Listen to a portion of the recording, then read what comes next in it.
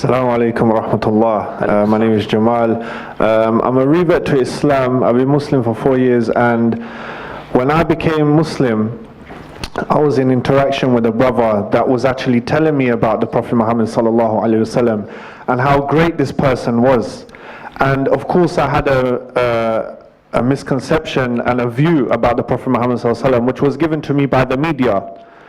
And it took a Muslim to actually, if he had the mentality, look, let me stay silent, I'm not actually going to tackle these issues, then, you know, only Allah knows, maybe I wouldn't have become Muslim. But he actually had to speak out and actually had to explain to me how great this man was. So I think as Muslims, for us to stay silent on this matter is unacceptable. Silence. So we've had three there. We've had Gail talking about how hatred comes out, manifests. We've had Rizwan asking what is the role of the ulama, and we've had our revert brother Jamal, did you say? And he's saying that how can we be silent on this issue? On the issue of love of the Prophet, again, it's worth reiterating how Muslims view Rasulullah alayhi salatu wasalam. So even Allah subhanahu wa ta'ala told us inside the Quran, Ya ayyuhalladhina amanu la tarfa'u aswatakum fawqa sawti an-nabi. O you who believe, do not raise your voices above the voice of Rasulullah alayhi salatu wasalam.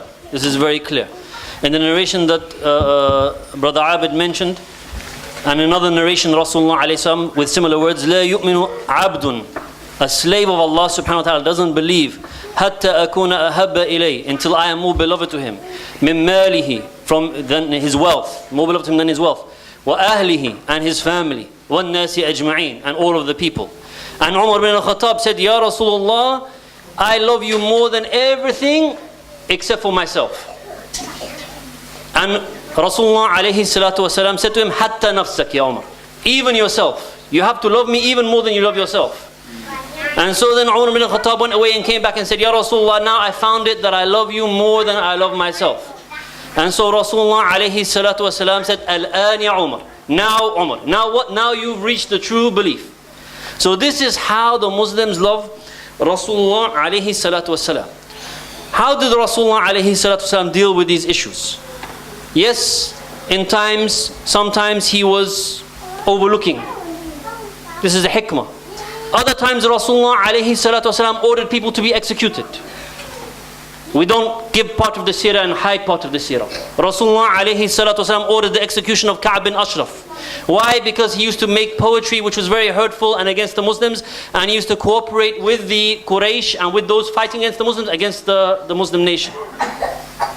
When Rasulullah alayhi salatu wasalam entered into Mecca, he ordered for 6 or 7 of the people of Mecca to be executed. General amnesty for everyone. But 6 or 7 who were very harsh enemies of Islam and made a lot of slander against Rasulullah alayhi salatu wasalam, they were not to be given the amnesty. And there are other examples inside Sahih Bukhari. One of the companions of Rasulullah alayhi salatu wasalam killed someone from his household. When he was brought in front of Rasulullah alayhi salatu wasalam, why did you kill this person? He said, I found that they kept on insulting you even though I kept warning them not to. And when Rasulullah alayhi salatu heard this, he didn't order for any even blood money to be paid. I'm not saying this is the way we should react, by the way. I'm saying, look, there's a complete way here. Rasulullah alayhi salatu wasalam sometimes was forgiving. Sometimes the companions took matters into their own hands for the defense of Islam. Why? Because Rasulullah alayhi salatu wasalam represents Islam. So insulting the Prophet Muhammad alayhi salatu wasalam is the equivalent of insulting Allah and His deen. Now, the way that Muslims reacted in this time, it was a natural reaction. It was a natural reaction. We don't justify it and say it was a good reaction. No, I say it's a natural reaction. Natural because Muslims have the love, and so then it gets expressed, and some people go too far. Why did it go too far? I'll tell you why. It's no use just simply blaming. We need to explain why. The reason why it went too far is because there was no government action by any of the Islamic governments when this issue was raised. None of them made any comment until after all of these demonstrations. As a result of public pressure, they made their comments. Whereas previously inside history, I'll give you one example. The Uthmani Khilafah in the 19th century, in the end of the 19th century, there was a French playwright, Bonnier, who had written a play called Muhammad, which was insulting to the Prophet Muhammad alayhi salatu wasalam. And they were going to have this play in the heart of free countries, in the heart of France. And this is the land of the Enlightenment. This is in the end of the 19th century.